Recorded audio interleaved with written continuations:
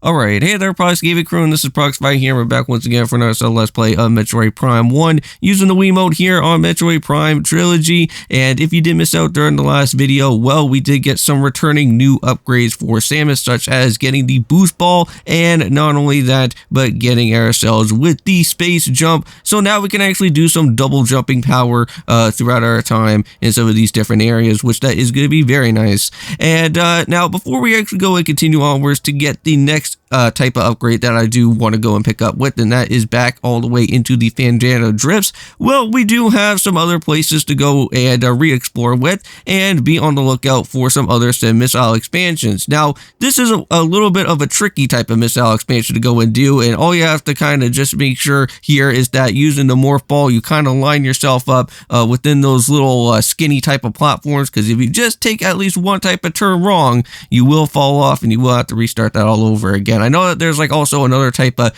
area that is almost similar to like that to grab out with the missile expansion, but I don't think we're going to be seeing it for not a little bit of some time until we go and re-see the actual set of space pirates once again. And I know it has been a little bit of time since we haven't really got to go and see any type of space pirates at all. The only type of time that we only got to see the space pirates was basically all the way back in our way of the actual space frigate that was there. So we're getting a little bit more closer to it, but not exactly there. But for right now, we are on our way to be collecting out with the wave beam upgrade. This is where we need to go to, is throughout this type of set castle area here in the Phendrana Drifts. Now, those type of set enemies, as we went and got to see so far throughout these areas, the wave beam is actually going to be somewhat very much helpful for these type of guys that are going to be here, because our weaponry that we do have on those guys for right now doesn't really exactly work on them. We tried charge beaming, we tried missiling at them, and so far it seems like those don't really work. But when we do actually get ourselves with the wave beam and actually charge up with our said charge beam on those, we should be able to go and start doing some pretty good hefty damage on those guys there. Alright, so heading up a little bit into this little castle area here, you should come across on some of these type of statues along the wall. Blow one of them up, and I'm pretty certain that we should be able to go and activate on another said door. And this is where we are going to have to go and get ourselves a little bit more closer to the said boss that will actually be around here in this said little castle area for the wave beam. Now, if you guys are curious about what exactly the boss is going to be here in this area, well, if you guys remember, we got to see these little type of mini guys. I think they're known as like Sheegoths or something.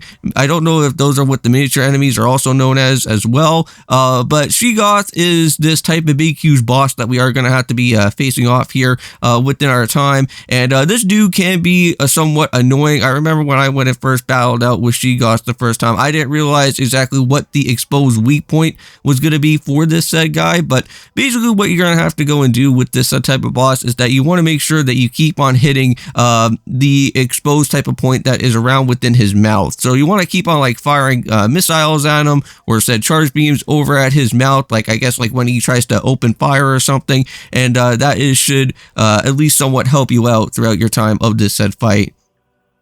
And I think throughout here, I remember when I didn't really go out of my way to collect so many amount of missiles when I went and first played throughout here in the GameCube version, not really here on the Wii version. I remember I ran out of missiles throughout this battle, so I kind of had to use charge beams for the rest of the Sheegoth battle that was here. But however, for this said fight, we have quite a bit of missiles now here in this said Let's Play, so I know that we are totally set, and this is the reason why that you may want to go out of your way to search for a whole bunch of different missile expansions, because this Sheegoth guy can be somewhat infuriating if you don't know how to exactly line up your shots properly here. So yeah, so just keep on lining up where his face is, and you should at least hopefully get some red marks that are happening for him, and that means you are casting some damage on him. Oh, so now he's going to go and completely open fire out here. I know that we're going to kind of lose out a little bit of some health, but not to worry. We have about like 4 other different set energy tanks, so I think we're not going to be able to get ourselves too much destroyed out here for this said fight. So anyways, Sheegoth has been defeated. We can now go and get ourselves now with the wave beam. Now, I think last time I did say that those type of set purple doors were meant for like a super missile. I'm pretty certain that that is not going to be the case. I think there will be other set doors that will be meant for having super missiles to be with, but for this type of purple door, this is for wave beam only. So what we are going to have to do is actually press on our plus button here. And that is how we're going to be able to go and switch between our different weaponry while we go through within our time here of this game.